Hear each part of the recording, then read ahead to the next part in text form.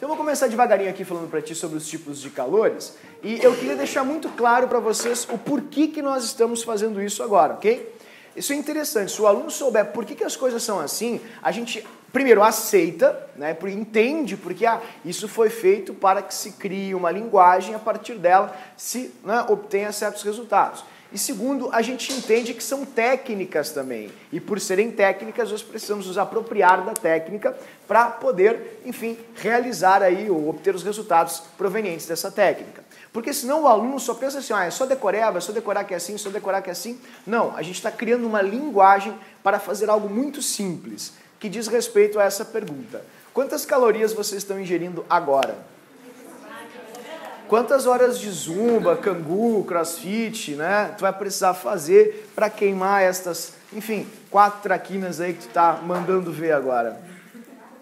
Isso é uma pergunta, isso não é relevante, o importante é se sentir bem e comer. Eu concordo contigo, mas a gente entende também, pessoal, que caloria e alimentação, caloria e combustível são algo extremamente importantes para que nós possamos fazer o quê? Criarmos uma linguagem quantitativa quanto a isso.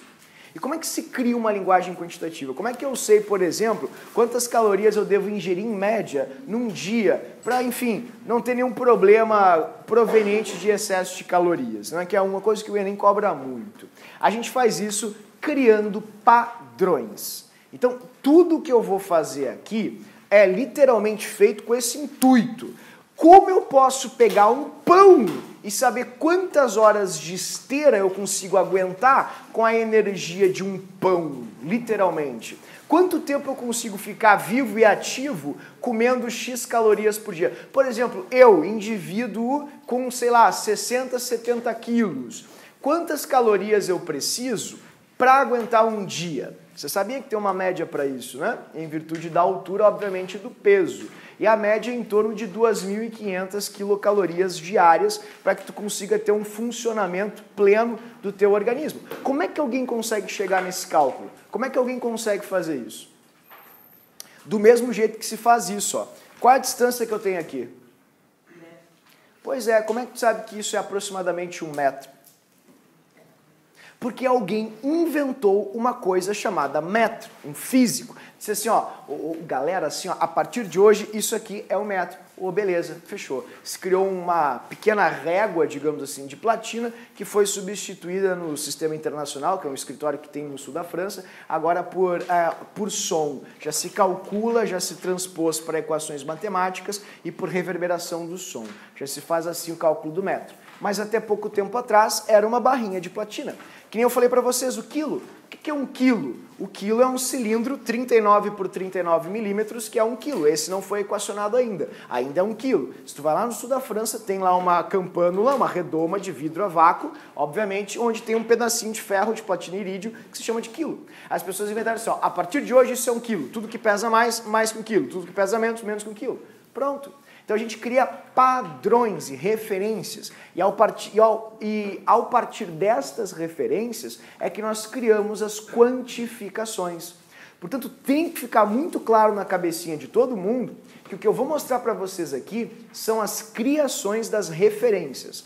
Nós criamos referências para todas as reações que são mais populares e também mais abundantes em qualquer sistema vivo e também inanimado. E a partir dessas reações, a gente, como padrão, podemos dizer, aconteceu mais que o padrão, então a energia é maior.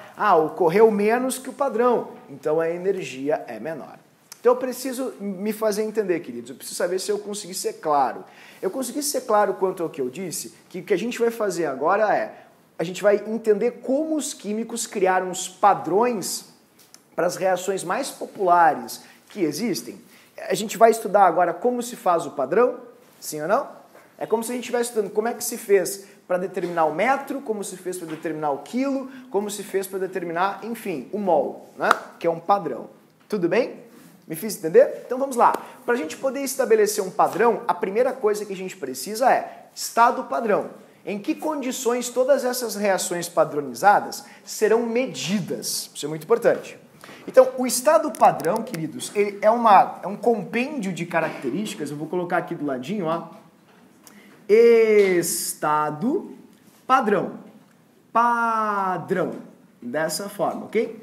Ele é um apanhado de condições nas quais todas as reações que eu vou mostrar aqui para vocês foram medidas, foram calculadas via calorímetro, porque tudo aqui se faz com calorímetro. Então, o estado padrão começa assim, ó, primeira característica, 25 graus Celsius. Tudo foi feito a 25 ou a 298 graus Kelvin. Isso é muito importante, ok? Fechou? Segundo, tudo aqui foi medido a 1 atmosfera. Então, nenhuma reação aqui foi calculada ou estruturada numa condição fora 1 atmosfera.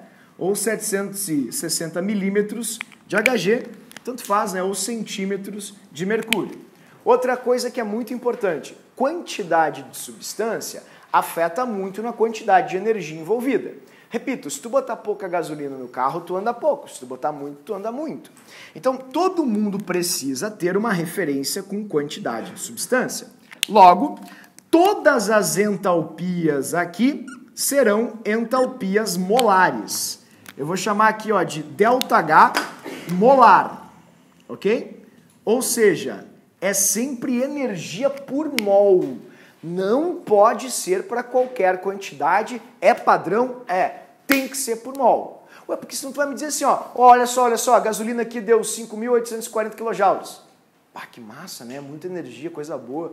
Por quanto, querido? Bah, não medi.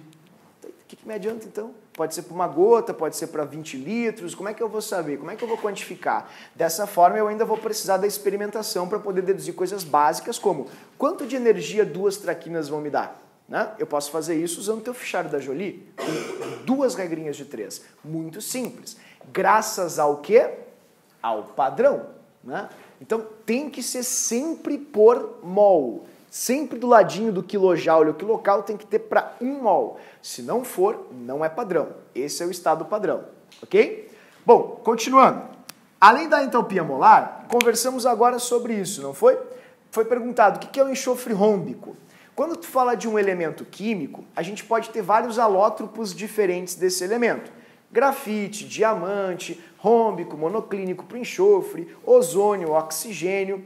Por padrão também, a gente sempre deve utilizar o mais abundante. Por exemplo, queima carbono para mim. Oh, beleza, eu tenho aqui um punhado de diamantes, vamos fazer aí uma maninha, uma picanha. Não, se tu quer queimar carvão, ou carbono, desculpa, tu vai queimar carvão. Porque carvão é o alótropo mais abundante do carbono. Então, utilizem sempre nos padrões, queridos, alótropos abundantes. Alótropos abundantes. Abundantes. Opa, mas assim, ó, eu entendi, claro, porque ninguém, né, vai por ostentação queimar grafite, diamante em detrimento de carvão. Agora, eu não entendi muito bem o que são alótropos abundantes. Como eu vou saber, por exemplo, entre o rômbico e o monoclínico, qual é o mais abundante do enxofre, ou para o enxofre? O alótropo abundante, como a gente viu na aulinha passada, é o alótropo que tem menor energia. Eu não sei a energia dele, querido, e nem tem problema, porque a própria prova vai indicar isso para ti. Oi, Paola. 760 milímetros de Hg, ou, se eu passar para centímetros, 76, querida. Tudo bem? Então é sempre o de menor energia, por favor, não criem, enfim, um empecilho aqui, sempre é dado para ti essa informação. Eu poderia citar também outra coisa aqui que é interessante, pessoal. Substâncias simples sempre vão possuir entalpia igual a 0. Porque tu nunca sabe o calor total de uma reação. É impossível. A gente só captura a variação. Lembra que na aula passada eu te ensinei a fazer um calorímetro em casa? Se tu quiser e tiver bastante tempo ocioso, basta ter cola, bastão, isopor e 2 panelinhas. Tu faz um calorímetro brincando em casa. Só que quando tu montou o calorímetro, tu não consegue pegar a energia total do processo. Tu só pega a transição ou variação energética. Pensando nisso, os químicos resolveram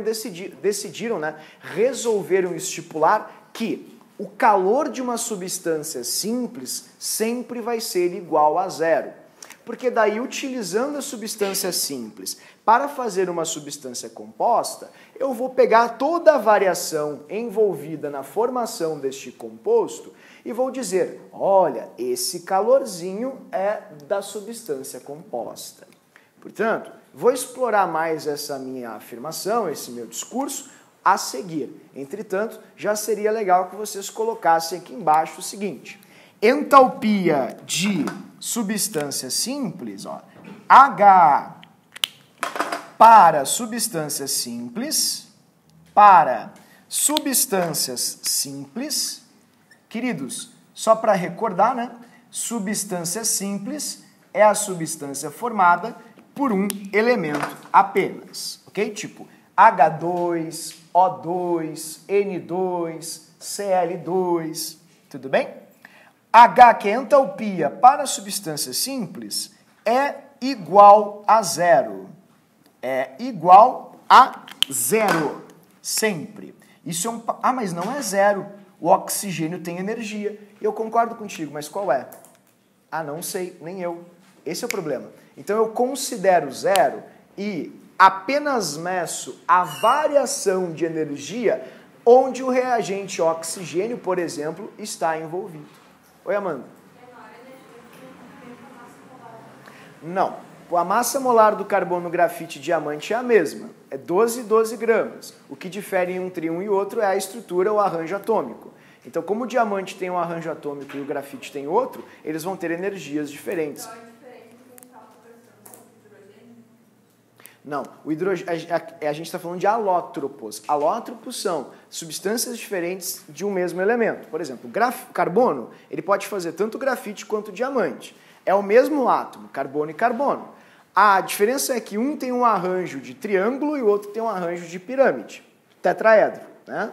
Então, o arranjo atômico, por ser diferente, e sendo que as energias são contidas ou guardadas nas ligações, obviamente vai demandar energias diferentes. O carbono, grafite, vai ter uma energia e o diamante vai ter outra. Se eu tiver 12 gramas de carbono, eu vou ter 12 gramas de carbono grafite e 12 gramas de carbono diamante. A massa, a quantidade de substância é a mesma, o número de átomos é o mesmo, mas pelo fato deles estarem ligados de formas diferentes, a energia não vai ser a mesma. Por isso que eles são alótropos. No caso do hidrogênio, não tinha nenhum alótropo dele sendo apresentado ali. Então a gente não pode fazer essa comparação. Comparando os dois, achando que era a mesma coisa. Sim. Então, os alótropos são ozônio, oxigênio, grafite, diamante, rômbico, monoclínico para o enxofre e assim vai. E, pessoal, isso é muito importante, tá? Essa partezinha aqui embaixo faz muita diferença para te ajudar a entender melhor. Então, a entalpia de uma substância simples sempre vai ser igual a zero, ok? Bom, sabendo o estado padrão, eu posso definir agora os tipos de calores. São calores padronizados, ó, eles são calores, entalpias.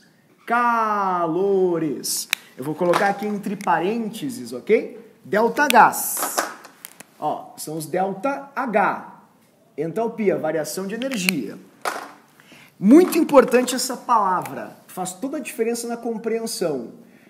Padronizados. Então, são feitos a partir ou sob um viés, não é, de convenção. Padronizados a partir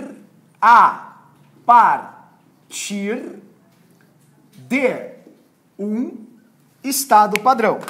Na verdade, não é nem de um, é do estado padrão, porque só existe um estado padrão, que é esse que eu mostrei para vocês agora. Do estado padrão, ok? Então, eu mostrei primeiro quais foram as condições que todos os físicos e químicos estipularam como sendo padrão, ok? Para a gente entender agora que os nossos calores aqui, eles vão ser, ó, sempre medidos sob essas condições aqui. Tudo bem? Quantos são? São 5. 5 reações muito importantes que a gente vai ver agora. E o que é mais importante sobre elas? Saber fazê-las, sinceramente. É isso que eles mais pedem para vocês. Então, eu acho mais didático a gente elencar uma por uma, enumerá-las, né? E elencá-las. E também prestar muita atenção em quais são mais importantes e quais são menos importantes. Porque tem algumas que nem caem, mas tem duas aqui em particular que são essenciais. Tu nem começa a termoquímica numa prova sem sabê-las. E quem teve um pouco de dificuldade em alguma outra questão do tema, só teve por causa disso. Tá? Vou mostrar para ti. Ó. Primeira reação importantíssima, na escala de importância, inclusive, é a mais importante, é o calor ou entalpia de formação. Calor de formação. O calor de formação é a mais importante porque ele te permite criar uma técnica para calcular valores de reações quaisquer de forma super fácil.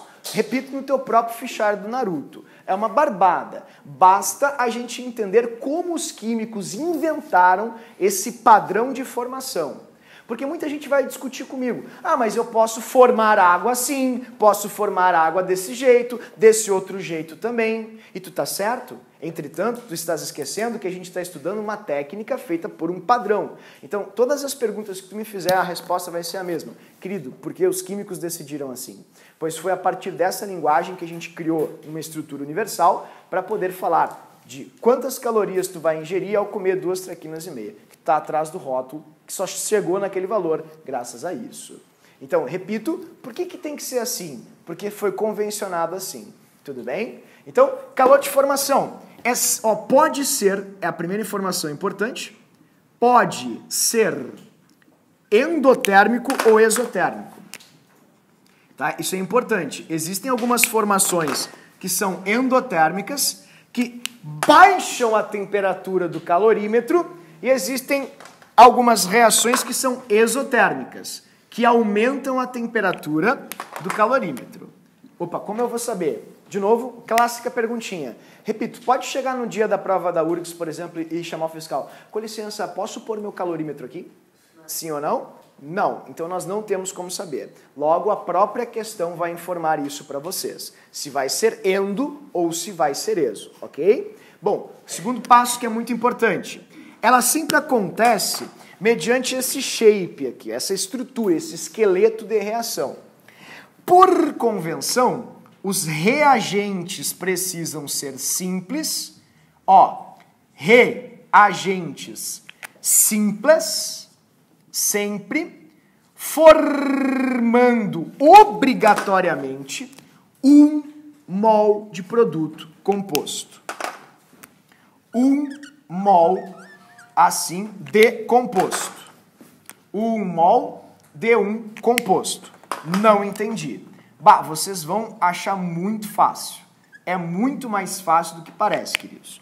Mas antes de começar a trabalhar, só queria deixar claro a estrutura, o esqueleto da reação, como ela sempre vai ser. Reagentes simples, 1 mol de composto. Caso alguém ainda não tenha lembrado direitinho o que é uma substância simples e uma substância composta, o professor responde para ti. Gás hidrogênio. Gás hidrogênio é um gás, é a matéria no estado de gás. Gás hidrogênio. Se eu pegar o microscópio mais potente do mundo, lá dos chineses, eu vou enxergar isso aqui, ó, H2. Não H2 literalmente, mas 2 átomos de hidrogênio.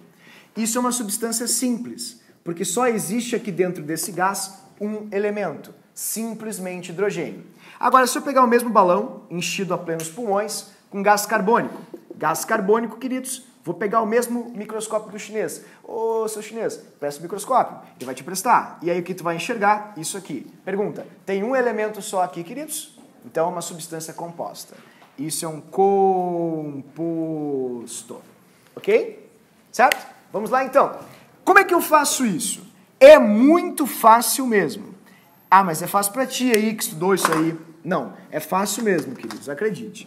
Basta tu observar todos os ingredientes que compõem a substância composta. Não entendo esse papo aí de receita de Masterchef, não gosto. Não tenho talento. Mas é verdade, ajuda a pensar assim. Por exemplo, faz comigo uma glicosezinha. Vamos fazer. Como que o químico mede o calor da glicose? Mas eu vou saber. É muito fácil, querido. Na glicose, qual é a fórmula da glicose? O professor é meio mangolão, não sabe. Vocês são geniais. Então, quais são as letrinhas que vão na glicose? CHI-O. Aí o químico pensou assim, a gente precisa criar o calor padrão de formação da glicose. Então eu preciso fazer glicose dentro do meu calorímetro e aí vai dar um padrão. Ó, primeira coisa no padrão, tu vai achar normalmente uma bolinha em cima. Ah, qualquer número elevado a zero é 1. Não, respira fundo, querido, tranca, solta, deu, passou. Não é a mesma linguagem, a lógica da matemática nem sempre é a lógica da química, são ciências distintas, ok? E o 298 embaixo, indicando, ó, a temperatura padrão, o estado padrão, por isso é 298, ok? Aí eles vão escrever isso para ti, e aqui do ladinho tu vai ter lá o calor de formação da glicose, que é menos 322 quilocal por mol. Pergunta, tem como eu saber disso, pessoal? Posso usar meu calorímetro na prova? Então, eu não tenho como saber. Tá, mas então o que eu tenho que fazer? Tu tem que refazer os passos do químico. Como é que o químico chegou nesse calor de formação da glicose? Bah, eu não sei, é impossível saber. Claro que tu sabe, é igual pôr os ingredientes na panela calorímetro. Quais são os elementos que compõem a glicose? Como é que eu acho carbono na natureza? Eu não sei. Claro que tu sabe, ó, isso aqui é carbono. Tá vendo? O grafite da tua poli 05 é carbono. Aí tu pega grafite, comecemos assim. Aí tu bota na panela. Que panela? Papo de panela. É uma panela. A gente viu o videozinho, ó, tá aqui, ó. Ó, calorímetro. Panelão. Tu bota aqui dentro desse panelão aqui, ó. Ó, abriu a tampinha, bota grafite 05, beleza? Só com carvão eu faço glicose? Ah, mas tem que ter mais coisa então. O que mais eu boto ali dentro? Aqui, ó. Gás hidrogênio. Ah, mas e como é que eu vou saber que é gás hidrogênio? Como é que se encontra o hidrogênio no universo? H2, assim. Ah, por que é 2? Baita observação. Vamos agora lembrar quem são os diatômicos da natureza. Eles ficam diatômicos para completar seus octetos, ou seja, para ficar com a mesma quantidade de elétrons que os gases nobres possuem.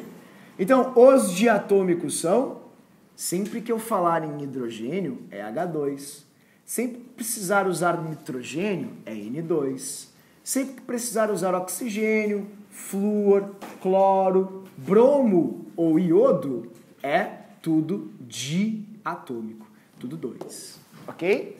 Então, por favor, sempre que vocês lerem uma questão ou precisarem destes componentes, eles sempre vão ser diatômicos. Por quê, queridos? Porque, ó, chafurdando lá no livro 1, o oxigênio tem 6 elétrons e para ficar com 8 elétrons ele tem que fazer uma duplinha. Por isso que ele só anda em duplinhas, O2, dessa maneira. Portanto, jamais escrevam hidrogênio como H, tá errado. Jamais escrevam oxigênio como O, tá errado, porque ele sempre fica em duplas, diatômico, ok? Então, hidrogênio diatômico. Tá, só com hidrogênio e carbono eu fecho a minha glicose? Não, não fecho não. Falta quem também? O grande queimador. Oi? É, o nosso grande queimador da natureza, o oxigênio. Pronto. E aí tu completa aquela clássica, invoca um Lavoisier para mim. Nada se perde, tudo se... Então tá errado. Porque não são 12 átomos aqui? Quantos tu tem ali? Que dele os 10? Que dele? Tu precisa, não pode ter 12 aqui e ter 2 lá. O que eu faço com aquele hidrogênio? Tu tem que manter a proporção. Tem que botar um 6 aqui. Tá, e quantos carbonos tu tem? Então, vou multiplicar, vou ter que botar 72 gramas de carvão. Obviamente, tu, inteligente, sabe disso, porque o mol do carbono tem 12 gramas. Então, se eu preciso de 6, 72 gramas. E o oxigênio, quantos oxigênios tem? Ah, então eu vou multiplicar por 6 aqui, né? Porque 6 vezes 2 dá... Não. A gente vai multiplicar por quanto aqui, querido? 3. Pronto. Isso é uma reação padrão de formação. Tá, o que eles vão fazer para mim? Primeiro, eles vão te dar o produto, e vão te pedir, marque a alternativa abaixo que contenha a reação padrão de formação correta. Ah, eles não vão perguntar o calor? Não vão perguntar o calor tem que ser dado para ti sempre. Tá, mas então por que eles dão um calor para mim? Muito fácil. Porque se tu souber os calores de formação de uma reação, tu consegue descobrir todo o calor de uma reação. Eu vou mostrar essas duas coisas para vocês agora, tá? Vou mostrar aqui, nos exercícios. Antes de mostrar, eu só queria fazer uma pergunta didática. Como se usa essa naba? Né? Vou mostrar para ti, bota a mão nesse coração. Como usar isto? Sabe como é que tu usa isto? Vou te explicar. E olha que fácil. E eu sempre quando dou essa aula ressalto, tá pessoal? Químicos só fazem assim. Químicos só usam calor de formação. As outras a gente não usa. As outras são sempre de ensino básico mesmo. Só para o aluno de ensino básico ter ideia. A gente só usa calor de formação quando vai a fundo mesmo em termodinâmica. É formar? Se é a formação, é formação. Sempre se forma um composto. Porque pensa comigo na semiologia, na questão da semântica da palavra. Composto. Ele não é formado por algo ímpar, singular. Ele é formado por mais de uma coisa. Por isso é um composto de coisas. Então, se eu vou formar um composto, sempre tem que partir de reagentes simples. Os reagentes que, por sinal, o formam. Tudo bem? Bom, como é que a gente faz para descobrir isso, queridos? Delta H, produto menos reagente. Como tu sabe o calor de cada substância participante da reação agora... não entendi o que tu falou, é muito confuso. Vamos supor que eu te dei uma reação qualquer. Na reação tem água. Existe o calor padrão de formação da água? Tem. Onde é que eu acho? Tabelado. É só procurar, tem a tabelinha, um monte de reação, água. Aí tu pega assim, olha, eu vou querer água, eu vou querer um pouquinho de gás carbônico, daí tu pega a reação do gás carbônico, vê o calor dele, e eu vou querer também metano, aí tu pega o calor do metano. Aí tu tem os calores de todas as substâncias que fazem parte da reação. É assim que tu faz. E tu faz por produto menos reagente. É assim que a gente faz. Então eu vou fazer duas questões com vocês agora para praticar isso. E mostrar para vocês como é fácil, quais são as duas formas de abordagem. Certo, pessoal? Vamos lá? Eu quero começar com uma questão bem fácil, que é a questão de número 3. Questão 3, aqui da página 70. Essa questão foi muito errada. Diga-se de passagem, é compreensível, porque é um conhecimento específico da química, ou tu teve contato com ele ou não, então não é uma questão de interpretação, né? Ela é muito mais memorativa do que efetivamente compreensiva. E a questão 3 da página 70 mostra isso. Olha a pergunta da questão 3 da página 70, queridos. Diz assim, olha que fácil. A reação cujo efeito térmico representa o calor de formação do ácido sulfúrico é... Como é que eu vou saber o que é o ácido sulfúrico? Ácido sulfúrico. Ok? Todos são ácido sulfúrico. Agora, a minha pergunta é, como é que é um padrão de formação? Tu poderia explicar para um singelo canoense aí, que não é muito esperto, não sabe nada de química? Pode explicar para alguém? Porque lembra sempre disso, né? Aprende quem fala, ensina quem escuta. Então, aprende um pouquinho aí para mim, dá uma faladinha, o que vocês acham? Qual das reações aqui é o calor padrão de formação? Para tu responder isso, tu precisa te perguntar, como eu sei ver um calor padrão de formação? Vamos dar uma olhadinha no quadro? O calor padrão de formação, ele tem que ter o quê? Reagente simples. Deixa eu te fazer uma pergunta bem fácil. H2O é uma substância simples? Então tu faz assim, risca. A primeira não pode ser. Olha nas letras B aqui, SO2 é uma substância simples? Risca. Não pode ser a B. Olha a letra C, H2O é simples? Risca. Olha a letra D, H2S é simples? Não. Então só sobra o quê? Letra E. Tá ali, Hidrogênio simples, enxofre simples, oxigênio simples. Como eu faço o padrão de formação do ácido sulfúrico? Tu faz assim, tira a tampinha do calorímetro e bota. Bota hidrogênio, vai enxofre e vai um pouquinho mais de oxigênio. Fechou? Explodiu, todo o calor gerado, tu diz assim, todo o calor gerado é do ácido sulfúrico. É assim que se faz. Tudo bem? Aí o rômbico aqui embaixo, que diabos é? Rômbico está para o enxofre, como grafite está para o carbono, efetivamente. É um alótropo do enxofre. Tudo bem, pessoal? Resposta certa dessa questão, letra E. Ok? Fechou? Tá ali. Agora, dá uma olhadinha aqui para mim, por gentileza. numa questão que é maravilhosa e super fácil, sobre entalpias de formação. Essa questão aqui, ó, ela é muito importante para mim. Questão 19. Preciso que vocês façam comigo a questão 19. E aí vocês vão enxergar efetivamente qual é a aplicabilidade desse conhecimento desenvolvido. A questão 19 é uma questão linda, não se assustem se ela cair agora no Enem, exatamente igual ela está aqui, porque ela é uma reação muito importante, é uma reação de fermentação. E fermentação é essencial para fazer pão, vinho, champanhe, cerveja. Fermentação é uma das reações mais importantes para o movimento social, pensamos assim, entendeu? Ninguém sobrevive sem fermentação. O senhor fala do pão, professor? Vamos lá. Uma das etapas envolvidas na produção do álcool é a fermentação. Lembrando que álcool também é combustível. Catalisada por uma enzima, que é a zimase e invertase provenientes do Saccharomyces cerevisiae, que é o fungo, rico fungo. A equação que apresenta esta transformação é... Aqui tem a equação, tá vendo? Essa equação. Então eu vou transcrevê-la aqui no quadro para ficar mais clara. Ó, reagente C6H12O6 e o produtinho 2C2H6O. Eita, calma, querido, eu só botei os H's juntinhos, tá? Mais 2CO2, ok? Fechou. Pronto, essa é a reação de fermentação. E a pergunta da questão é, qual é o calor dessa reação?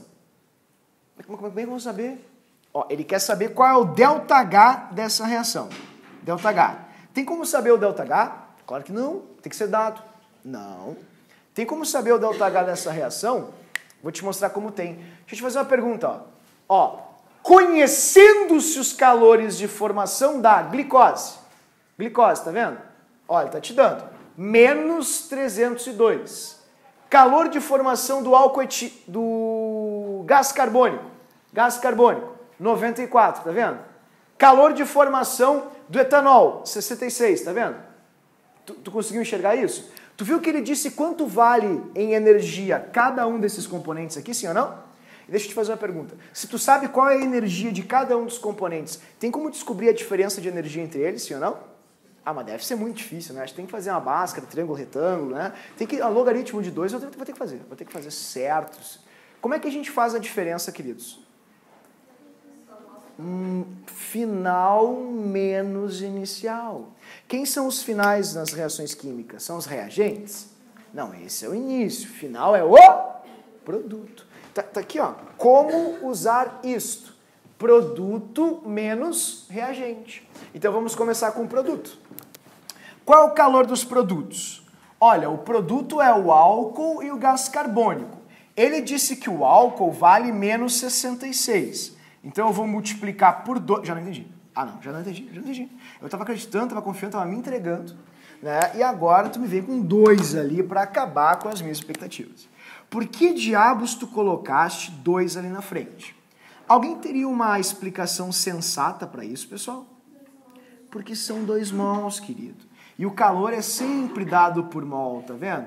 Então se eles te disseram assim, ó, olha, 1 molzinho do álcool vale tanto. Ah, mas eu preciso de 2. Aí tu multiplica por 2. Só isso, né? É o dobro. Ah, mas e o resto? Eu paro por aí? Não, ó. É produto menos reagente. O CO2 vale 94. Como são 2 mols, 2 vezes menos 94. Pronto. Esse é o calor do CO2. Olha só que fácil. Ah, mas... Calma. Menos, porque é produto, menos reagente. E o reagente é a glicose. E a glicose vale menos 302. Só isso. Certo, queridos? Então, não é difícil. Diga-se de passagem, até, pessoal, é muito fácil. Só que muita gente erra por coisas primárias, por desconhecer a técnica, que é uma técnica, acredite, simples. Então, fazendo essa continha aqui, 2 vezes 66, menos 132. 2 vezes 94, menos 188. menos com menos dá mais 302.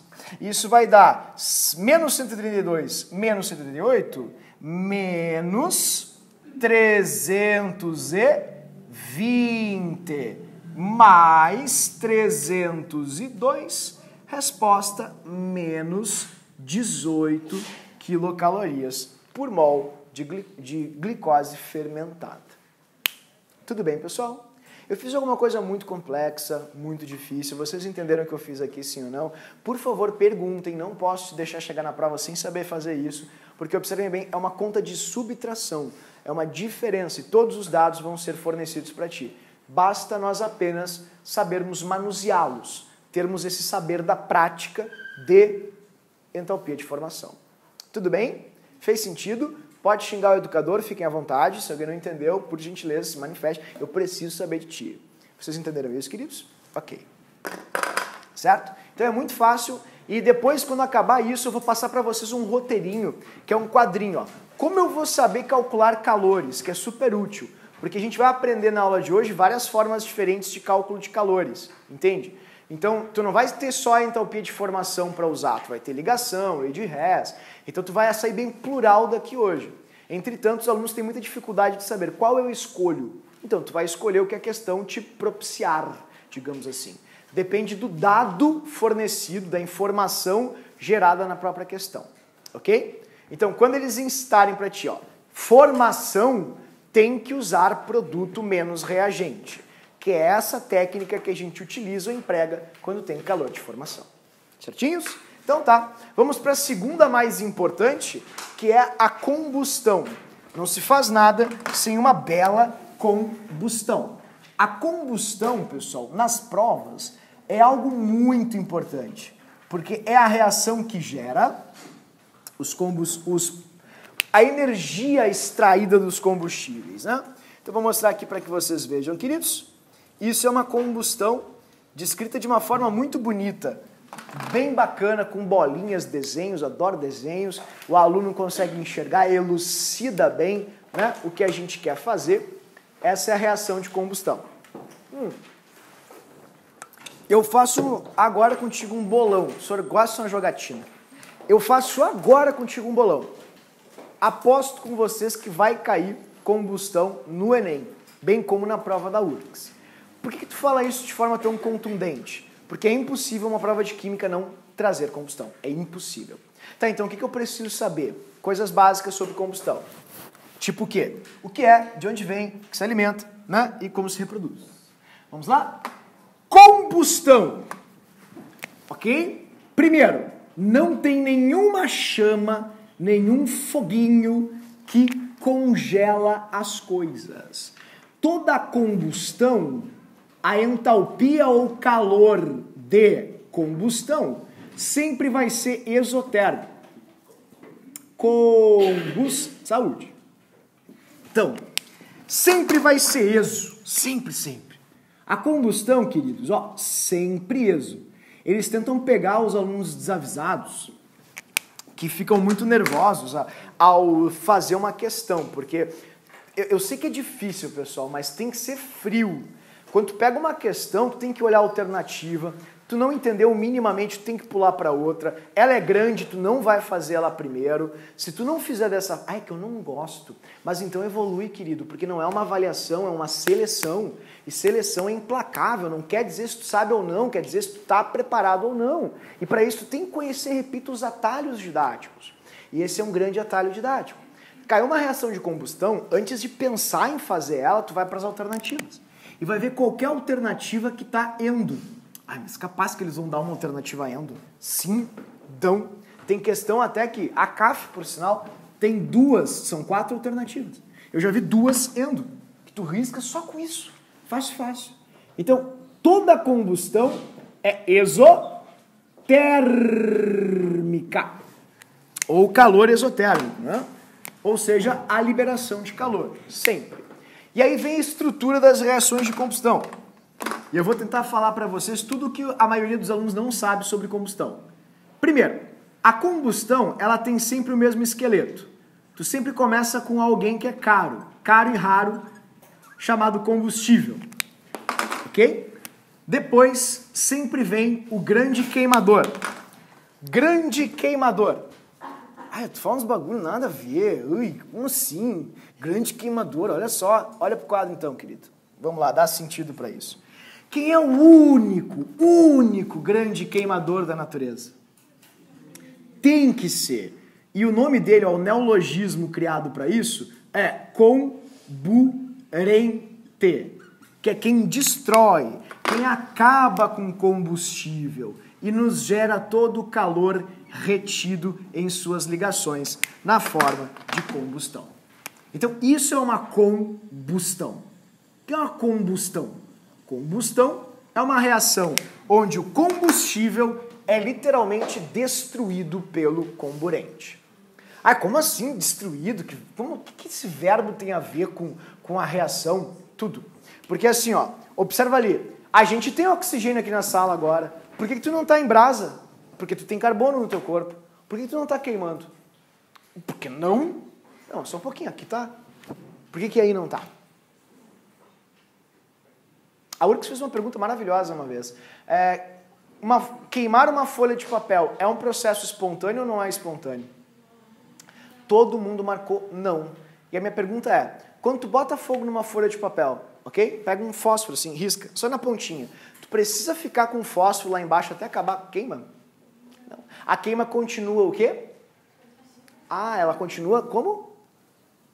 Espontaneamente, né? Então se a queima continua espontaneamente é o quê? Espontâneo.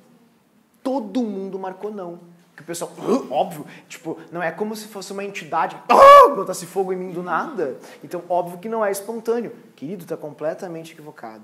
A natureza, ela não é burra. A natureza, incrivelmente, é espetacular. É espetacular. A natureza criou um mecanismo energético chamado energia de ativação. Ela criou formas e condições para que as coisas não peguem fogo do nada. Que se possa dominar o fogo. Por exemplo, se eu quiser botar fogo no livro, eu tenho muita vontade. Calma, espera passar primeiro, depois te dei. Ó, quer botar fogo no livro, tu vai precisar de uma ignição, que é um start energético. Sem isso, tu não bota. Agora, se tu o fizer, tu fornece energia para o grande queimador. Para o grande queimador, que é o oxigênio, e o oxigênio fica tão enlouquecido com tanta violência, que ele bate com uma força absurda no combustível e explode o combustível. Força essa que agora aqui o oxigênio não tem. Ah, por que ele não tem? Porque tu não riscou um fósforo. Não riscou um fósforo. Agora, se tu riscar um fósforo, tu bota fogo qualquer combustível aqui na sala, posso te garantir isso. Porque daí tu excita aquele oxigênio, ele bate com tanta violência que ele extrai toda a energia do combustível e aquela energia é absorvida pelo outro oxigênio que extrai do outro combustível e vira uma reação em cadeia espontânea. É isso que acontece. Entende? Então, isso é combustão, queridos. É quando tu deixa o oxigênio tão nervoso, tão energético, que ele bate com uma força tão grande no combustível que ele destrói o combustível. E agora precisamos falar de uma maneira compreensível, com apreensão e não com memorização, não com decoreba. Olhem para cá. É uma pergunta que me fazem muito. Ah, como é que eu vou saber quais vão ser os produtos da combustão? Olha, eu acabei de te explicar. A combustão acontece quando o oxigênio destrói o combustível. Tá, e daí isso não fez o menor sentido para mim. Me desculpa, mas eu discordo. Se ele destrói o combustível, tá vendo a bolinha preta aqui? Tá vendo a bolinha pretinha aqui, sim ou não? O oxigênio vai formar ligações com ela. Sabe por quê? Porque o combustível tem essa bolinha preta chamada carbono. Agora, se o combustível não tivesse essa bolinha preta chamada carbono, o oxigênio poderia se ligar a ela? O que tu acha? Se não tem, ele não pode ligar, né, pessoal? Ele só pode formar a reação com o que o combustível tem. Então, isso é muito importante. Eu fico preocupado, às vezes, que muitos alunos vão para a prova assim, combustão, gás carbônico e água. Tá errado. Não é assim. Depende do que tu está queimando. Se o teu combustível tem carbono, que bom. O oxigênio vai bater com tanta violência no carbono e vai formar uma substância entre carbono e oxigênio que é muito estável. Mas e que substância entre carbono e oxigênio que é muito estável? CO2. Muito estável. Se o teu combustível tem hidrogênio, o oxigênio vai bater no hidrogênio e vai formar uma substância formada por hidrogênio e oxigênio que é muito estável. Me dá um exemplo de uma substância formada por H e O que é muito estável e a Jade está bebendo agora. Água, pessoal. Então, se, queridos, o combustível tem carbono, o oxigênio vai bater no carbono do combustível e vai formar CO2. Se o combustível tiver hidrogênio, tá vendo? O oxigênio bate no hidrogênio e forma o quê? Água. Mas se o combustível não tiver hidrogênio, não tem como formar água. Se o combustível não tiver carbono, não tem como formar gás carbônico. Que tu vai tirar o carbono da onde? Vai tirar do... Não, olha, né? Vamos manter a elegância, tá? Então, isso é muito importante. Peço, por favor, que vocês atentem para isso, porque é o maior erro dessa matéria. E outra coisa que é muito errado também. Reações de combustão são oxirreduções? Oxirredução, professor, é livro 2, isso é livro 3. Acabou. Página virada, já era. Tá errado. Eles sempre vão te pegar nessa. Eles vão te incomodar. Eles vão perguntar assim, ó, oxirredução é uma reação, a combustão é uma reação de oxirredução? Eu queria te convidar a olhar aqui para o quadro.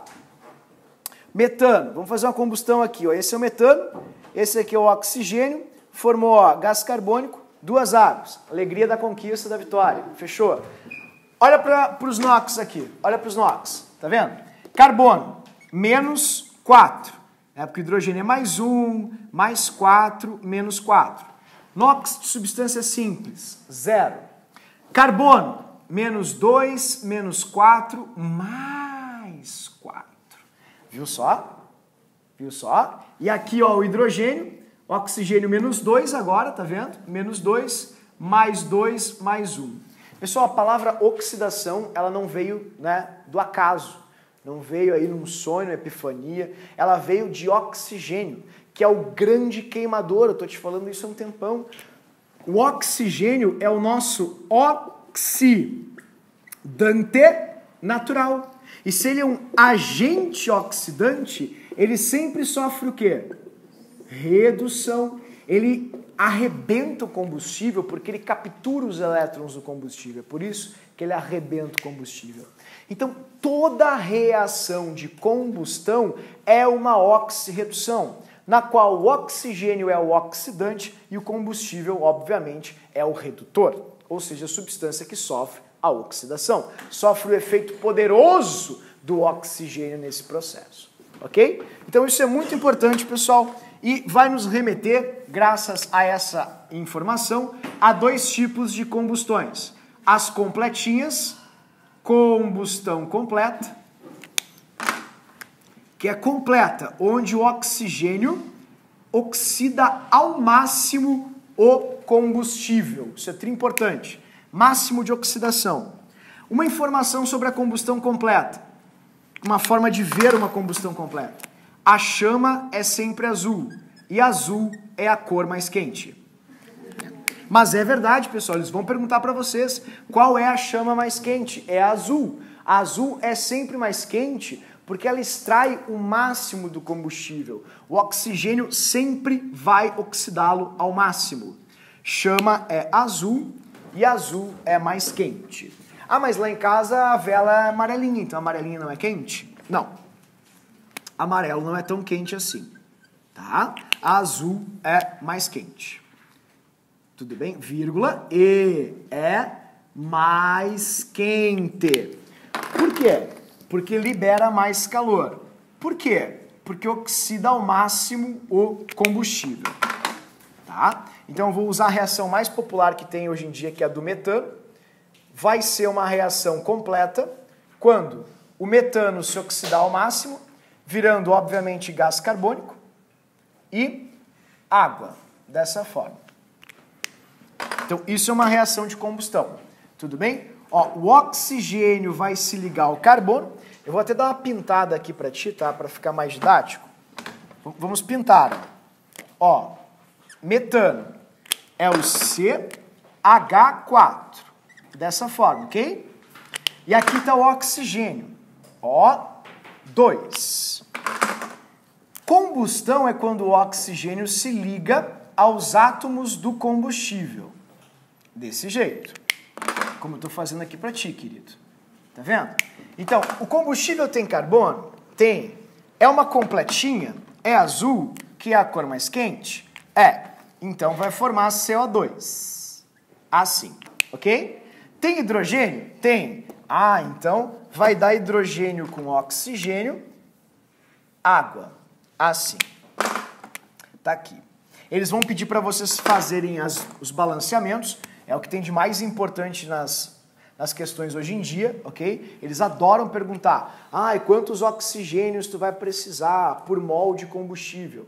E outra coisa, sempre tem que ser por mol de combustível, tá? Então vocês vão ter lá, ΔH igual a menos 888 quilojoules por mol.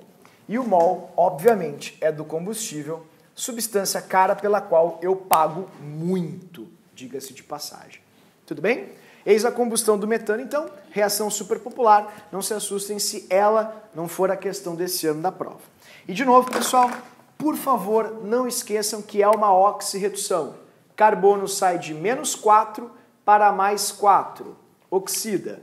Oxigênio, que é o grande oxidante, sai de 0 para menos 2, reduz. Certo? Tá, mas e se não for uma completinha? Se não for uma completinha, ela vai ser, obviamente, incompleta. Aí como é que eu vou saber que é incompleta?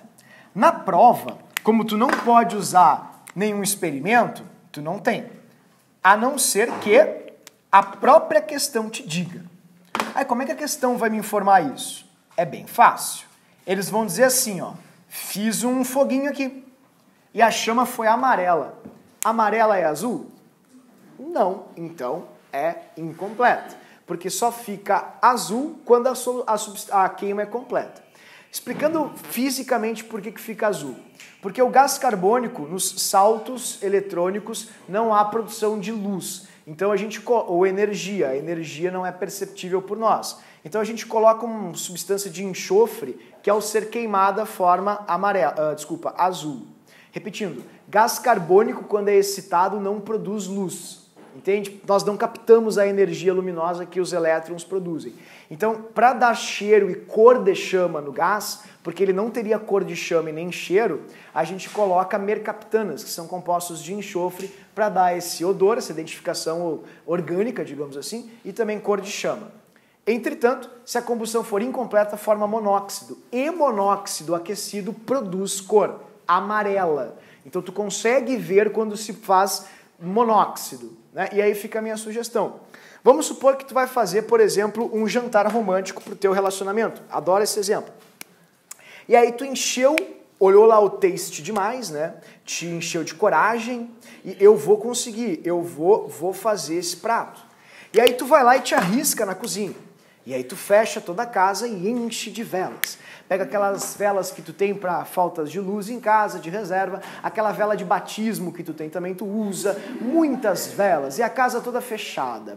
Pergunta, tu chama ali o relacionamento. O que vocês vão fazer, pessoal? Vocês vão comemorar uma data importante para vocês, ou um momento legal? Não, você vai cometer um homicídio, é isso que você vai fazer. Porque a combustão que está sendo produzida é a combustão incompleta. Pessoal, olha só, deixa eu falar isso para vocês diretamente. Se vocês lerem uma pesquisa hoje em dia sobre o que faz bem e o que faz mal, sabe, take it easy, debreia. Usa o teu conhecimento, que aqui tu aprende muita coisa que te dá informação sobre isso. A única coisa que a medicina provou que realmente faz muito mal, causa câncer e não tem outra, enfim, contestação ou refutação, é cigarro. E o grande problema do cigarro é o quê? Fumaça. Então faz assim um raciocínio lógico. Se fumaça do cigarro faz mal, outras fumaças também fazem mal. Pessoas que moram em lugares sem muita ventilação e que vivem fazendo comida em fogão a lenha, podem ter fibrose cística e nunca ter fumado na vida. Porque fumaça é ruim. Se você adora uma lareirinha, fecha toda a casa para botar esquentar os pezinhos na lareira, teu pulmão pode estar uma tragédia. Fumaça é ruim, botem na cabeça isso, não é bom, né? Eu adoro fumacinha do fósforo. Não, pelo amor de Deus. A pessoa promete. Eu vou explicar agora cientificamente por que fumaça é ruim. As combustões são amarelas. Chama amarelo é monóxido. O monóxido tem 400 vezes mais afinidade com a hemoglobina do que o oxigênio. Então, ao invés do oxigênio, vem a hemoglobina. Não, o monóxido vai sai. E o monóxido se gruda na hemoglobina. E aí a tua oxigenação ela fica comprometida. Tu não tem oxigenação no teu corpo, porque ao invés de ter oxihemoglobina, tu tem carboxihemoglobina. E aí tu não leva oxigênio pro teu corpo todo. Isso é bom? Não, é horrível. Então, não inalem fumaça. Fumaça não é uma coisa boa. Tudo bem? Não importa que pesquisa que vocês leiam ou vejam, estou te falando. Base está aqui, ó. Essa é a base. Conhecimento que te dá o alicerce. Ok? Qualquer tipo de combustão vai provocar oxirredução. Agora, se a combustão for incompleta, vocês facilmente vão perceber por isso. Ó, formou monóxido e água. Daí, eu não estou entendendo. Por que a combustão é incompleta? Eu não sei o calor aqui, tá, pessoal, da formação do monóxido. Então eu não vou colocar, eu só vou colocar menor que a de cima, tá? Eu vou chamar de ΔH1, ok? Para ficar didático. Essa combustão aqui vai ter um calor menor que a do ΔH1, representada ali em cima. Menor que ΔH1, porque ela é incompleta. Não, tu falou um monte de coisa e tal, mas eu não entendi nada. Como é que eu vou saber que é uma incompleta? Olha que fácil. O nóxido do carbono é -4 aqui. Ele foi para +2. Pergunta, +2 é o NOx máximo do carbono? Não, incompleta. Ela é completa quando tu oxida ele ao máximo, combustível ao máximo. Não oxidou ao máximo? Não, incompleta. Quando forma monóxido, tu enxerga porque a chama é amarela. Chama amarela. E é horrível. Por favor, não esqueçam disso. E o pior ainda não é a chama amarela. Faça essa experiência hoje em casa. Acenda a sua vela. Após acender a vela, bote um pires em cima da vela. Tá? Faz sentido, acredite. Bota um pires em cima da vela. Depois de um certo tempo, vira o pires e olha como ele está. Ui, vai estar quente. Não, é verdade, ele vai estar quente, muito bem. Por causa da transferência térmica, primeira lei de termodinâmica, o calor se conserva, blá, blá, blá. Mas, além de quentinho, ele vai estar também como preto. E o que é o preto? Tudo aquele pretinho que tu está vendo no pires, tu inala e vai para o teu pulmão, que é o que gera justamente fibrose cística. Né? Então, olha só, queridos, o que acontece aqui embaixo? Carbono mais hidrogênio, assim, mais, só para acertar os coeficientes aqui em cima, né? 2 aqui, a gente tem 3 oxigênios, 3 meios aqui, né? 1,5 mol de oxigênios. E aqui embaixo é a menor taxa de oxigênio, 1 oxigênio só. Então a combustão incompleta acontece quando a gente tem muito pouco oxigênio, vai formar muito carvão, fuligem, que é como a gente chama, e a aguinha está aqui. Esse calor é o menor de todos, porque a gente pode perceber pelo NOx do carbono que foi de -4 para 0. Então, foi muito pouco oxidado. NOx máximo do carbono é +4. E esse ΔH que eu vou chamar de 3 aqui, ele é um ΔH muito menor que o ΔH1. Porque obtivemos muito menos energia do que o ΔH1. O que o Enem vai cobrar de mim? Ele vai perguntar o que se forma nesse carvão 0 aqui. E a resposta que tu vai dar, querida, é fuligem. Assim. Ok? Muito importante, por favor, não esqueçam, isso é fundamental. Combustão é assunto sério, não se brinca. O Enem pode misturar biologia. Por que combustões incompletas são muito perigosas? Por causa do monóxido. Forma carboxihemoglobina, dificulta a oxigenação celular. Pode misturar física. Que relação tem a cor de chama com o calor? A azul indica maior obtenção de energia, porque, enfim, há mais oxidação, obviamente, do combustível. Amarela ou pretinha, menor oxidação. São formas, digamos assim, tácitas, ou seja, implícitas ao fenômeno que a gente utiliza para detectar o calor liberado. Tudo bem? Então, só uma observação. Se eles te derem uma vela, eu já vi essas questões em provas de São Paulo, uma vela, e ele vai te dar a vela. E aí na vela tu vai ter várias corzinhas de chama. Ele vai dizer, observa essa vela. Aí a vela vai ter uma parte azul, tá? E uma parte amarela. Ele vai te perguntar em qual parte da chama da vela é mais quente. Sempre azul é a cor mais quente. Amarela não é tão quente, porque a oxidação não foi completa. Tudo bem? Dentro da chama da vela a gente não tem as mesmas temperaturas. E lembrando também, pessoal, me preocupa com vela, que é uma questão muito batida na química, o que queima na vela não é o pavio, não erra essa, isso é primário. O que queima na vela é essa coisa chamada parafina, que é um hidrocarboneto gigantesco, que com o aquecimento da chama, ela evapora e vai abastecendo a chama como se fosse um combustível, que é o combustível no caso. Perdão, Giovana Caldeira, por favor. Por que o monóxido tem mais afinidade com a hemoglobina do que o gás? Tem muita relação ali com a polaridade, o monóxido é polar, a hemoglobina é muito polarizada também com as energias de ligação do complexo carboxihemoglobina, mas muito em função também da polaridade. Lembrando que o oxigênio é muito apolar, o monóxido é bem mais polar.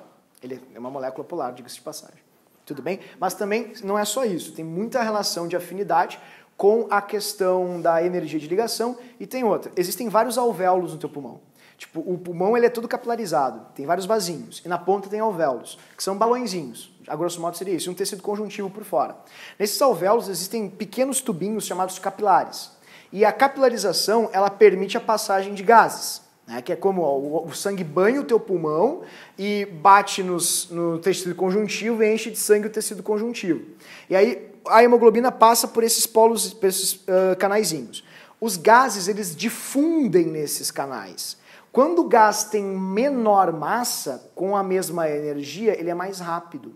O monóxido tem 28 gramas, o oxigênio tem 32 gramas, desculpa. Logo, o monóxido ele é mais rápido e mais afim de hemoglobina. Esse dado de 400 vezes mais afim de hemoglobina é um dado empírico, foi feito por pesquisas. Mas a explicação teórica é justamente essa que eu te dei. Velocidade de difusão e polaridade. Tudo bem? Bom, oi, desculpa.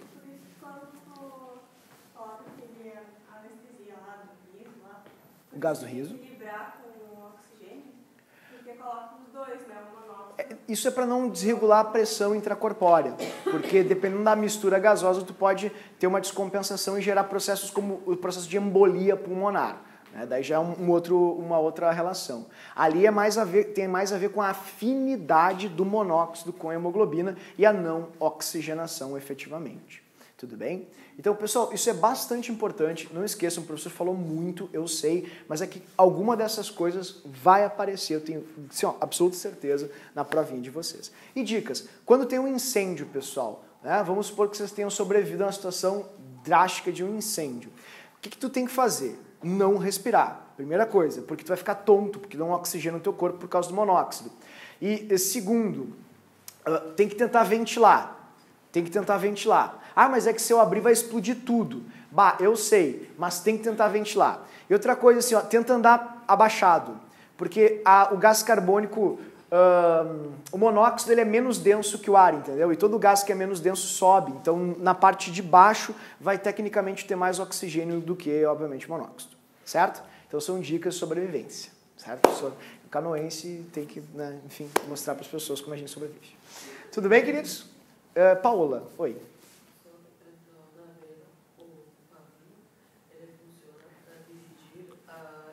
A chama. Genial. Ótima explicação, maravilhosa. O pavio só mantém a chama no mesmo lugar. Quem queima é a vela, não o pavio. Tudo bem? Parabéns, muito bem, muito bem. Queridos, essa é a segunda. As outras duas que eu vou mostrar aqui para ti, elas são muito... Oi, querida. Ah, não, pensei que tu estava... Desculpa, perdão. Essas outras duas que eu vou mostrar para ti vão ser bem rápidas porque elas não são tão importantes. Essas duas primeiras são essenciais. Eu vou passar para Giovana Caldeira. Tu quer tirar uma foto do quadro? Já tiro. Genial, Giovana Caldeira, genial. Eu vou mostrar para vocês as outras duas agora, que não são importantes. Então eu vou ser bem objetivo e dinâmico, tá, pessoal?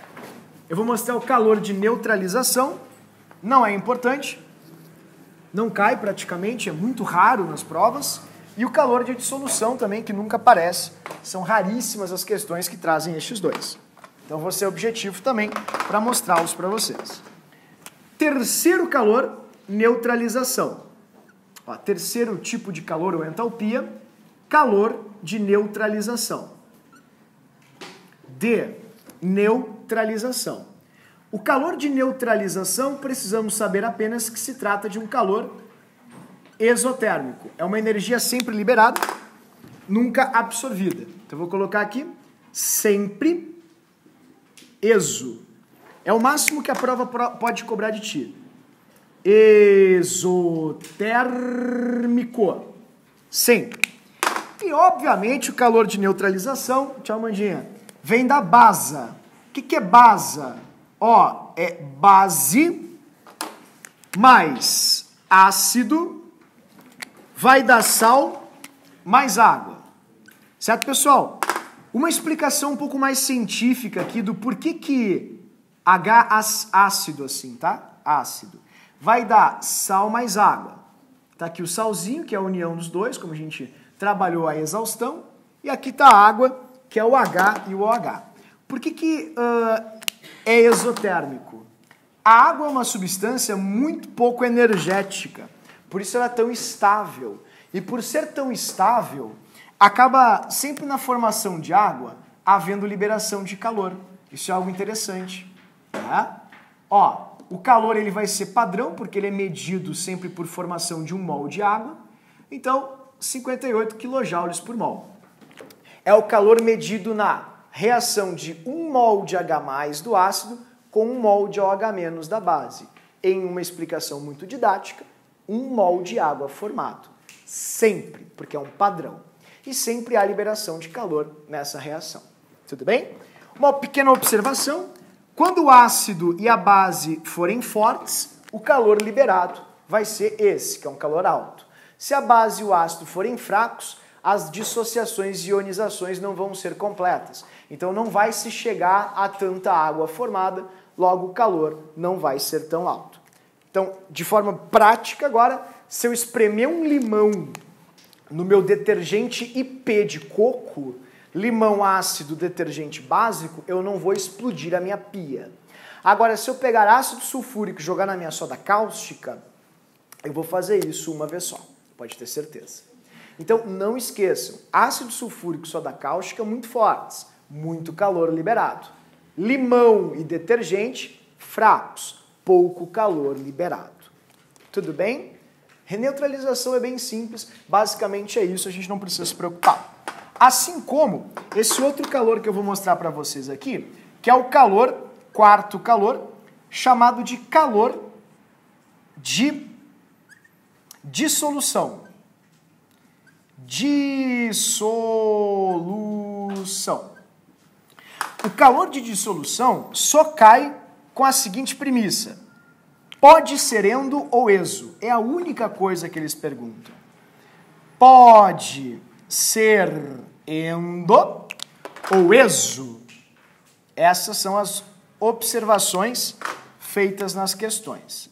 É muito difícil aparecer, tá, pessoal? Ele é mais inexpressivo, ok? Mas não é muito complicado, não. Ele é fácil de entender. O calor de dissolução, ele funciona a partir da dissolução de um soluto, porque dissolução consiste em dissolver um soluto. Vou puxar uma flechinha e vou escrever, ó. Consiste em dissolver um soluto. Dissolver o soluto. Um soluto, para ficar assim mais didático. Tá, não tá nada didático para mim. Bom, quando a gente... E essa explicação é interessante. Quando tu joga sal no isopor, tipo como assim? Sal no isopor. Tu pega sal e bota junto do gelo do isopor para levar para a praia. Porque assim as coisas vão gelar mais rápido. Por que gela mais rápido? Ah, simpatia. Não, efeito criométrico. Tá errado, não é efetivamente pelo efeito criométrico. As pessoas explicam errado isso na internet. O que acontece é o seguinte, o sal ele tem uma dissolução endotérmica. Ou seja, para ele fazer isso aqui na água, ó, para ele fazer isso aqui, ó, presta bem atenção. Aqui em cima, tá vendo aqui em cima? Ó, solta. Para ele fazer isso aqui na água, ó, a água tem que bater ali. E quando ela bate, como ele está muito unido, ela desacelera. As colisões não são elásticas. Não são elásticas. Ela bate, desacelera. Então a água vai perdendo energia, vai se agitando menos. E quando a água se agita menos, o que acontece com a temperatura? Diminui. Então, o sal, quando se dissolve na água, ele precisa roubar o calor da água para poder se espalhar.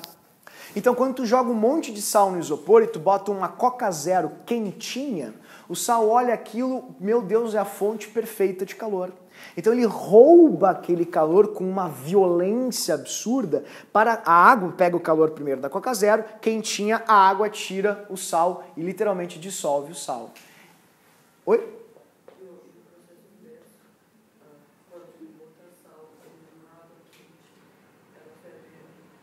Tu dissolve mais o sal só. Tu só vai conseguir dissolver uma quantidade maior de sal. Sim, porque daí vai ocorrer a dissolução e vai diminuir a pressão de vapor da água, exatamente. Mas isso é muito importante, tá, pessoal? Por que o sal faz com que as coisas gelem mais rapidamente? Porque quando o sal se dissolve na água, ele rouba calor da água.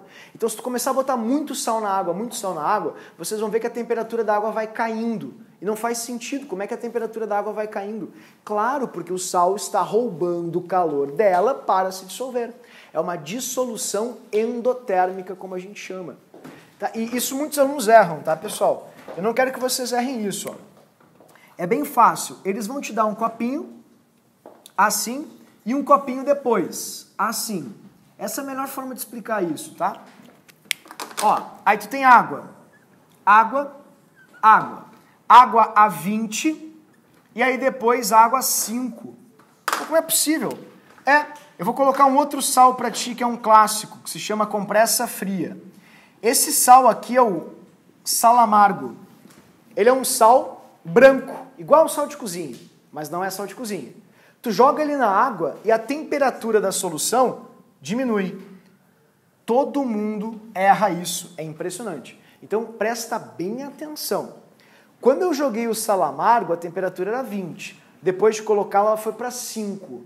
A temperatura da solução aumentou ou diminuiu? Diminuiu. Quem é que pegou esse calor aí, pessoal? O sal amargo.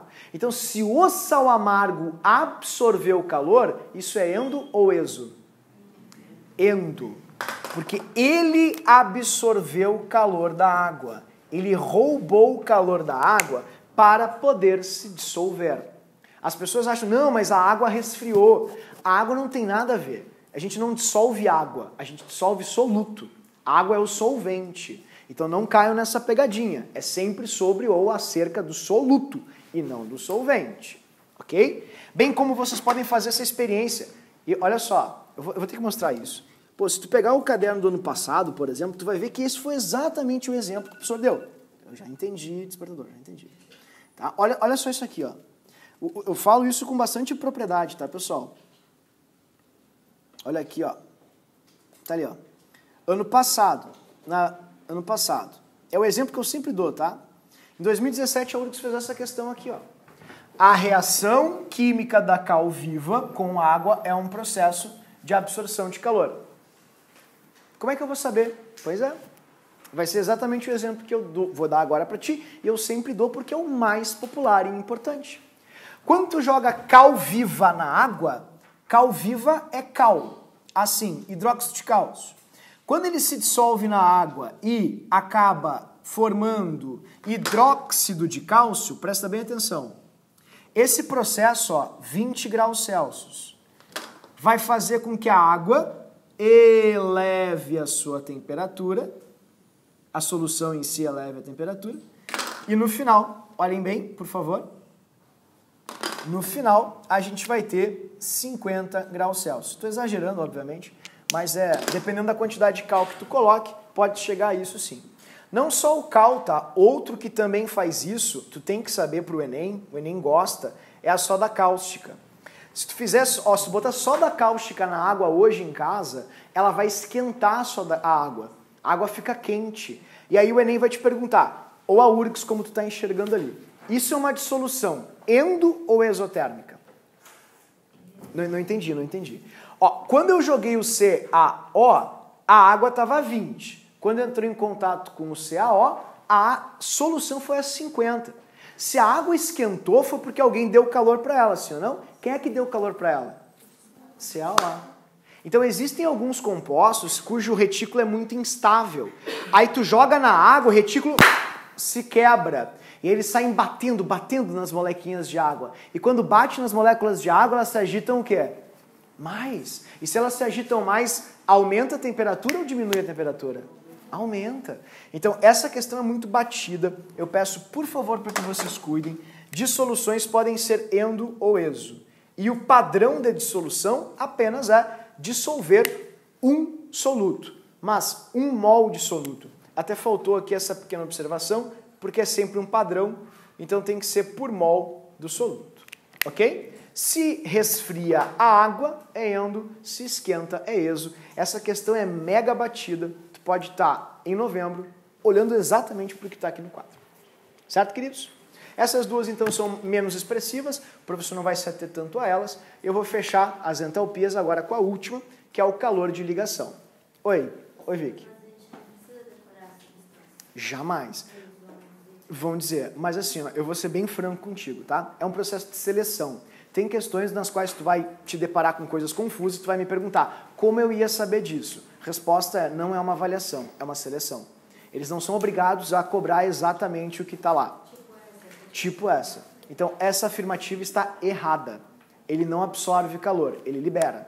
É óbvio que pela eliminação das outras duas tu consegue chegar nisso, mas e se não conseguisse? Porque no Enem não existe esse tipo de questão. Quais estão corretas? O Enem não faz questão desse jeito. Então tu não tem acesso a informações que podem te ajudar a eliminar alternativas. Entende? Infelizmente. Então eu sugiro que vocês lembrem da soda cáustica. O Enem já cobrou soda cáustica em 2016, um fenômeno de higroscopia. Eles podem perguntar, por que jogar soda cáustica na água esquenta a água? Porque é uma dissolução exotérmica.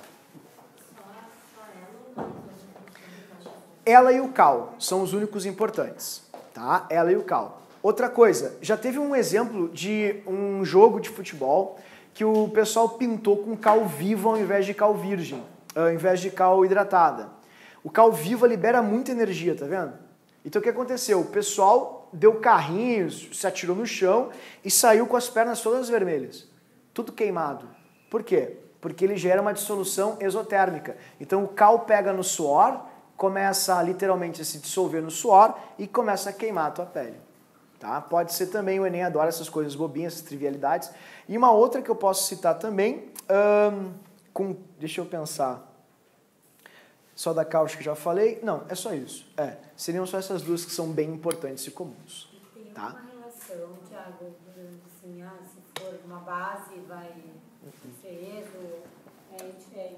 Difere, querida. A relação é essa aqui, ó. Como eu mostrei aqui nesse gráfico. Ó, quando a gente fala de entalpia de dissolução, existe isso aqui, ó. Existe a energia reticular, que é a energia do cristal, que pode ser grande ou pequena, e existe a energia de solvatação da água, que é a energia de hidratação, de solvatação da água, que está aqui. Tudo bem? E isso vai nos dar toda a variação que a gente chama de energia de dissolução. Então, a diferença entre a energia reticular e a energia de solvatação é o que vai indicar. Se a energia de solvatação da água, ou seja, a força da água é muito maior que a energia cristalina, quando a água bate, né, ela vai acabar soltando os cristais e vai aumentar a agitação do sistema. Quando ela é menor, ela vai bater e vai desacelerar muito para poder quebrar esse cristal e vai acabar, né, enfim, aumentando a energia do sistema, diminuindo a energia do sistema, perdão. Então, basicamente é isso. Tu não precisa decorar quando vai ser endo ou exo. A única coisa que tu precisa saber é dois apenas que são muito importantes no cotidiano, cal e soda cáustica. Sugiro que vocês guardem, esses são muito importantes mesmo. E segundo, que quando a água esquenta é porque o soluto liberou calor para ela. Quando ela resfria é porque o soluto absorveu o calor dela. Está sempre em relação ao soluto, né? Sempre ao soluto. Se dissolve soluto e não água. Tudo bem? Bom, queridos, agora a gente vai para uma muito importante, que é a última, que é uma técnica que só cai na URGS. A URGS é apaixonada por ela. Então, se você pretende fazer vestibular na URGS, tu não pode deixá-la passar, que é a técnica da energia de ligação. Tá? Vou colocar aqui para ti. Entalpia de ligação. Ok? Deixa eu colocar aqui para que vocês vejam. Posso apagar? Não, vou apagar ali no cantinho.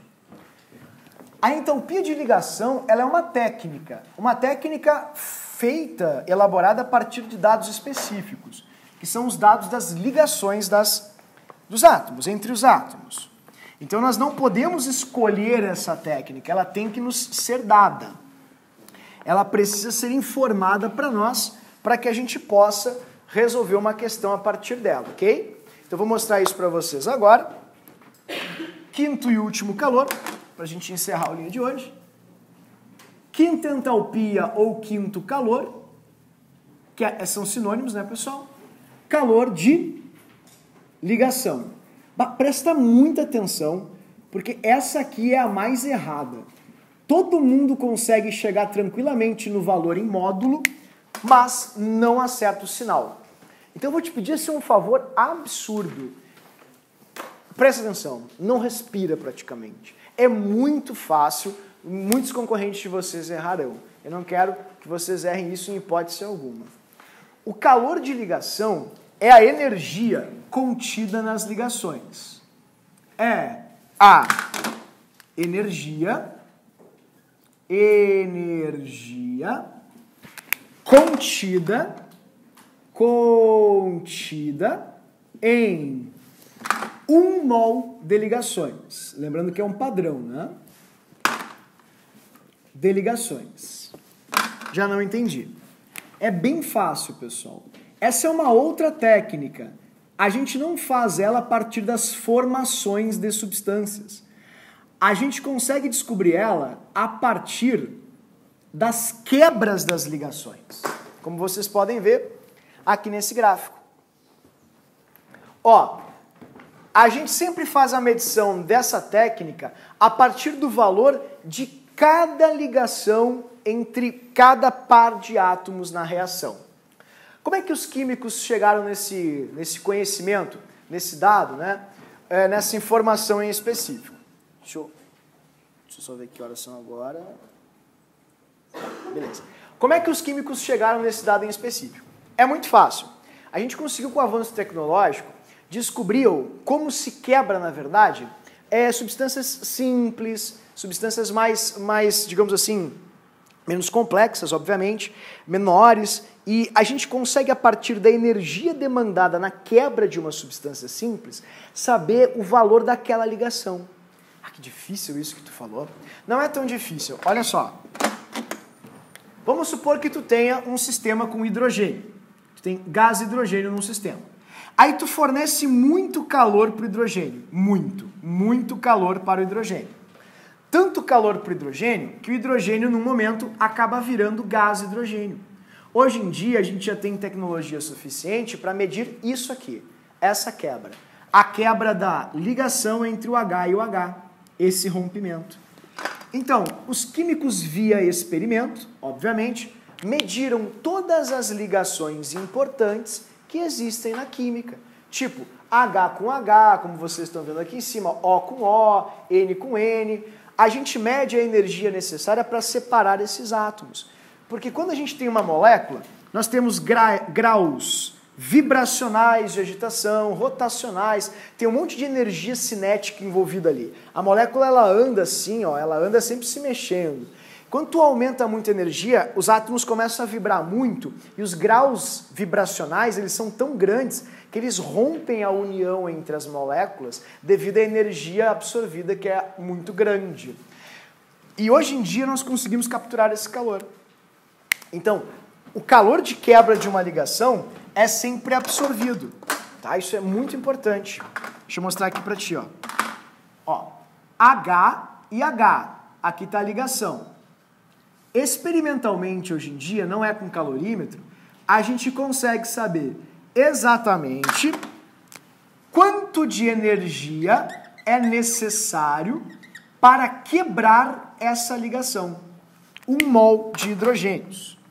E quando se quebra e se forma hidrogênio atômico, a gente vai lá e mede essa energia necessária para essa quebra. E a gente diz assim, ó, olha, a energia necessária para quebrar os hidrogênios foi mais, porque a quebra é sempre um processo endotérmico, 104 quilocalorias, ou 400 e poucos quilojoules, por mol de ligações de hidrogênio. Tá vendo? Então a gente assume esse valor como sendo o valor da energia H com H. E olhando para um gráfico, isso fica muito fácil de entender. Quer ver? Ó? Olha só. Quando eu aumento muito a energia dos hidrogênios, eles acabam se quebrando. Portanto, quebra de ligações sempre vai ser um processo endotérmico. Para eu quebrar uma ligação H com H, por exemplo, sempre vai haver necessidade de absorção de energia. E aí eu vou chegar num patamar de energia muito maior, que é o patamar hidrogênio separadinho de hidrogênio. Tudo bem? Preciso, por favor, que vocês olhem para o quadro agora aqui, para a gente fazer uma dedução bem importante e um tanto quanto, né, clara. Daqui até aqui, houve um aumento de energia para a gente conseguir chegar nesse novo patamar energético. E essa energia absorvida, tá vendo? Ó, todo esse calor aqui absorvido,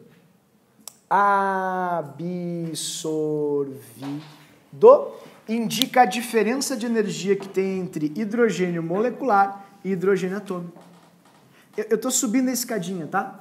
Agora eu vou te pedir um grande favor. Querido, desce para mim a escadinha. Hã? Desce para mim a escadinha. Volta para H. Tem como descobrir quanto vale esse valor aqui? Sim, é o mesmo valor. Só que ao invés de absorver, a gente vai fazer o quê? Então, tu acabou de me dizer que a quebra de uma ligação, sempre é um processo endotérmico. Tá vendo? E, consequentemente, a formação de uma ligação, pelo amor de Deus, é ligação, sempre é um processo exotérmico. Tá aí o calor liberado. Presta muita atenção nisso, por favor. A URGS está cobrando demais, muito mais do que cobrava antigamente. Isso me preocupa um pouco, porque, repito, os alunos vão para essa parte aqui da prova e sempre acertam o valor, mas erram o sinal. Erram sempre o sinal. E eu não quero que isso aconteça contigo. Então, essa técnica é feita assim, ó. A quebra de ligações, ó, mas por favor, é de ligações. Não é de molécula ou coisa... Por favor, não é. Não tem nada a ver com molécula, é ligação. Exclusivamente ligação. A quebra de ligações... Quebra de ligação é endo. Tudo bem? E a formação de ligações é isso. Olha só, por que tu tá sendo tão taxativo com isso? Quem é que não sabe disso? Tu vai ver. A fórmula é um pouquinho diferente. Tá? Então, a quebra de ligação sempre vai ser um processo endo. E a formação de ligação, de ligação, ou de ligações novas, é iso. Ok? Ligações é iso. Tá, mas vamos lá, diz de uma vez o que tu quer que eu faça. Calma, que assim, eu quero que tu deduza isso. Eu não quero que vocês decorem, eu quero que vocês deduzam. Olhem, por favor, para uma reação química. A reação química ela tem uma flecha, essa flecha aqui. Ela separa reagentes de produtos, sim ou não? Pergunta, quem se encontra antes da flecha? Quem é o antes da reação? Quem é o depois? Então, se eu quero olhar para ligações apenas, sabe? Aquele rearranjo de ligações. Onde eu vejo as ligações que foram quebradas ou rompidas? Nos reagentes ou nos produtos? É nos reagentes. Porque as ligações dos reagentes precisam ser quebradas para se formem outras ligações. As ligações que eu vejo nos... Não entendi. Onde eu enxergo as ligações que foram formadas, feitas ou produzidas? Os produtos.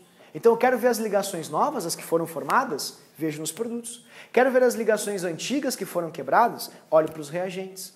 Eu só estou tricansado, não estou entendendo nada que está falando. Quebra de ligação é endo ou exo? Está escrito aqui, ó, me ajuda. Endo, né? Onde eu vejo quebra?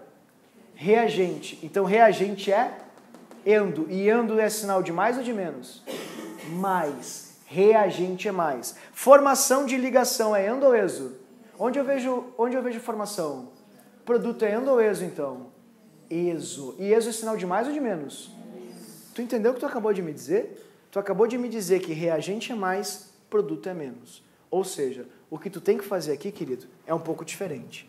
Ó, vou fazer a mesma coisa que eu fiz antes. Como usar isto?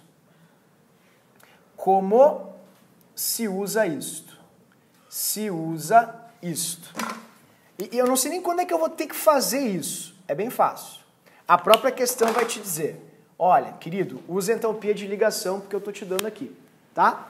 Como é que tu usa essa informação, então? Olha que fácil. O ΔH de uma reação vai ser igual a somatório, que é esse E estranho, das ligações dos reagentes, eles precisam ser positivos, pois as suas ligações foram quebradas, menos o somatório das ligações dos produtos. Entendi? É bem fácil. Tu vai ter informação de todo mundo. Produtos. Tu vai ter informação das ligações de todos os participantes. Todos. Tu só vai precisar fazer reagente menos produto. Reagente menos produto.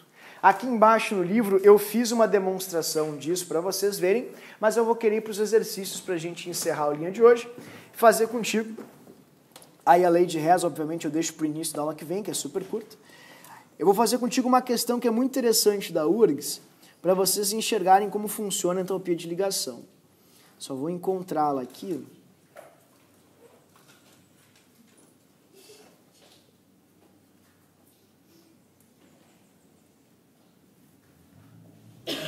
Saúde, querida. Ali, ó. Essa questão, ela é maravilhosa. Olha, é uma questão linda, linda, linda. Parabéns para quem fez essa questão. Ela é demais. E ela é super fácil. Muita gente teve dificuldade, mas vocês não vão fazer parte dessa parcela de alunos. Me nego, né, a, enfim, te deixar errar uma questão dessas. Eu vou montar para vocês, eu vou tirar uma foto, eu vou postar no grupo uma foto que é o roteiro para resolver cálculos de calores. São 3 técnicas: formação, ligação e lei de Hess. Hoje em dia a lei de Hess está meio esquecida. Mesmo que ano passado ela tenha caído bastante, mas não é frequente, foi uma coisa pontual.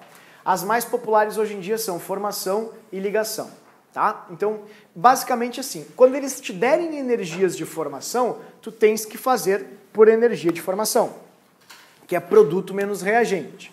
Quando o dado fornecido for ligação, tu tem que fazer por energia de ligação, que é reagente menos produto. Bah, não entendi nada que tu falou. É super fácil. Olha para essa reação aqui em cima. Essa reação te dá metano, cloro, metano e ácido clorídrico. E tá te dando calor aqui. Aí tá te perguntando assim, ó. Considere os dados de ligação apresentados abaixo. Então eles estão te dizendo quanto vale cada ligação aqui, tá vendo? Cada ligação. E eles comentam o seguinte: a energia da ligação CCl do composto CH3Cl é... Como é que eu faço isso? É muito fácil. CH4 é... Vou escrever aqui em cima, tá? Ó, CH